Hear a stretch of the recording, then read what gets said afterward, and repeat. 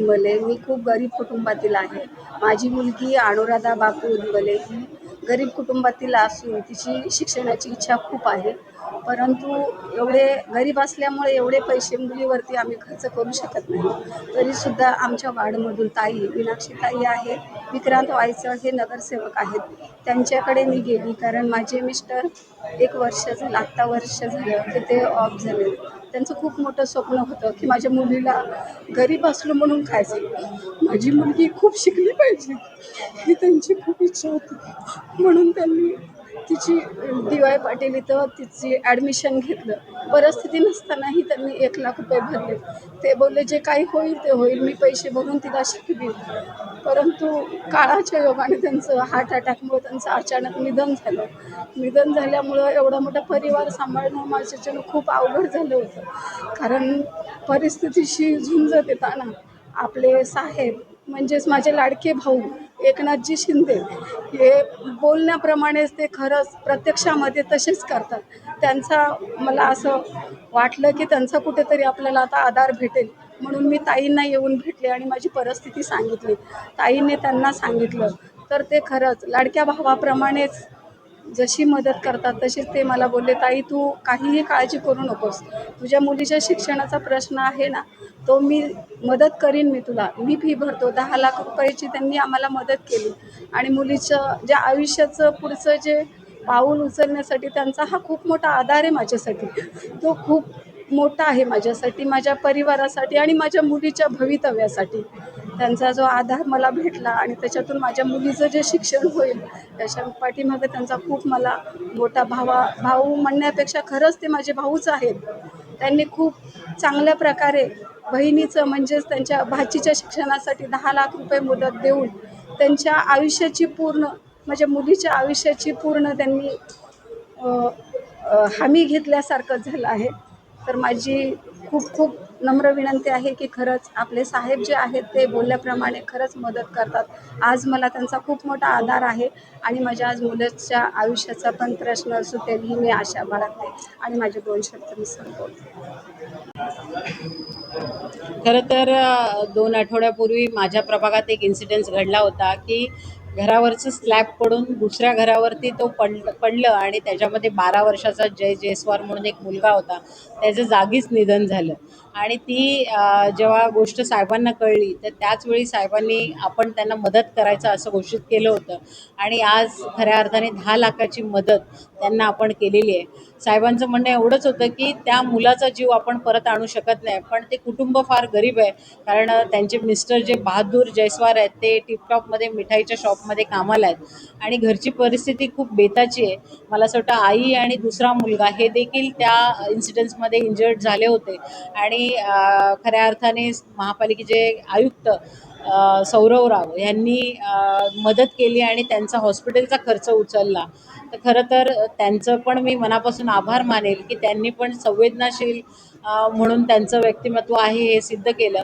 आणि खऱ्या अर्थाने या महाराष्ट्रात राज्यात काम करत असताना उपमुख्यमंत्री हे महाराष्ट्रभर फिरत असतात, पण ठाणे महापालिकेच्या हद्दीमध्ये त्यांचं पालकत्व त्यांनी पालकमंत्री म्हणून काम केलेलं आहे आणि पालक कसा असावा याचं उत्तम उदाहरण आजच्या ह्या इन्सिडेंट्समध्ये आपल्याला बघायला मिळतं आहे की खरं जी सढळ हाताने मदत करायची. मला असं वाटतं की हे जे गृहस्थ आहेत ते आमचे वोटर्स देखील नाही आहेत, तरी पण त्यांना मदत पोचली पाहिजे या भावनेने मदत करणारा माणूस जो जातीपातीचं राजकारण न करता खऱ्या अर्थाने लोकांपर्यंत कसं पोचायचं ह्यासाठी कायम तत्पर असतात आणि त्याचं उत्तम उदाहरण आज आपल्याला बघायला मिळालं.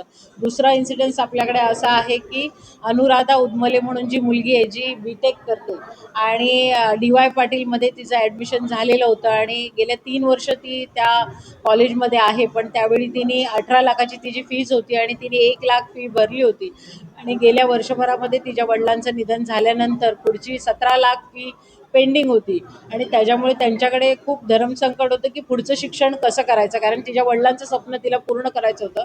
आत्ता तिने मला असं वाटतं की एज्युकेशन लोनसाठी अप्लाय केला आणि तिला 7,00,000ची एज्युकेशन लोन मिळतं आहे, पण पुढचे 10,00,000चा जो डोंगर होता तो कोण भरणार ह्या संभ्रमात ते होते. आणि त्यांनी ज्यावेळी ती घटना येऊन माझ्या कानावर टाकली त्यावेळी मी साहेबांशी याच्यावरची चर्चा केली तर साहेब सरळ बोलले की जे काय असेल ते मी करेल, त्यांना फक्त सांगा ते 7 लाखाचं लोन आहे ते तुम्ही हे करा आणि पुढचे 10 लाखाची मदत आहे ती मी करेल आणि तिचं पुढचं शिक्षण आहे ते तिला पूर्ण करू दे म्हणून त्यांनी ते आशीर्वाद दिलेले आहे. तर खऱ्या अर्थाने साहेबांनी ह्या ठाणे महापालिकेच्या हद्दीत म्हणजे ठाण्याचं पालकत्व घेतलेलंच पण महाराष्ट्रभर पण ते असंच काम करतात याचं उत्तम उदाहरण आज तुम्हाला ह्या 2 प्रकरणामध्ये बघायला मिळते. महापालिकेने किती आव्हान किंवा अशा ज्या घटना घडतात त्यामुळे येणाऱ्या काळात तुमच्या पूर्णपणे कुठेतरी नोकरीमध्ये वेगवेगळ्या मागणी असं की मला असं वाटतं हे बघा मतदार म्हणून ही मागणी आमची कायम असेल पण ह्यांच्या केसमध्ये आपण असं बघतो की त्यांचं इकडचं काहीच डॉक्युमेंट नाही सगळे यूपीचे आहेत आणि त्याच्यामुळे ते फक्त रहिवाशी आहेत इथले आणि त्यांचं स्वतःचं घर नसल्यामुळे आपण ती मागणी करू शकत नव्हतो किंवा महापालिकेकडनं ती मदत घेऊ शकत नव्हतो. माझ्या माहितीनुसार असं कळलं होतं मला की अनधिकृत बांधकाम जर पडलं तर त्याची जबाबदारी महापालिकेची नसेल म्हणून तरी पण त्याच्या उपर जाऊन मला असं वाटतं की जे आमचे आयुक्त आहेत सौरवराव यांनी हॉस्पिटलचा देखील खर्च केला आणि इतर जी काही मदत करायची आहे ती देखील त्यांनी केलेली आहे. तर खऱ्या अर्थाने मला असं वाटतं की या गोष्टीमधनं एवढंच माणुसकी दिसली आम्हाला कुठेतरी म्हणजे नियमांना डावलून कुठेतरी नियमबाह्य काम या गोष्टीत दिसल्यामुळे मला खऱ्या अर्थाने आनंद झाला की अशी पण मदत लोक करू शकतात.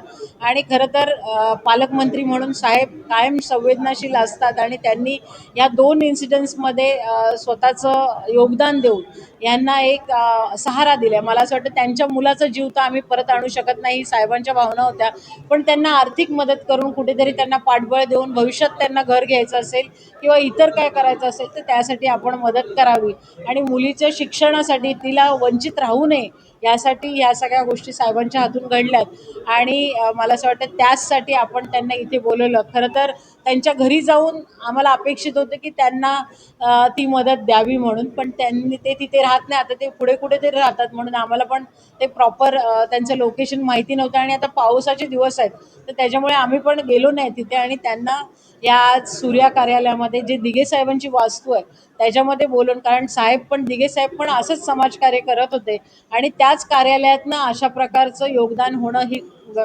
गरज होती आणि म्हणून त्यांना आम्ही दोघांना इथे बोलवलं आणि आज त्यांना ते जी रक्कम आहे ती सुपूर्द केली.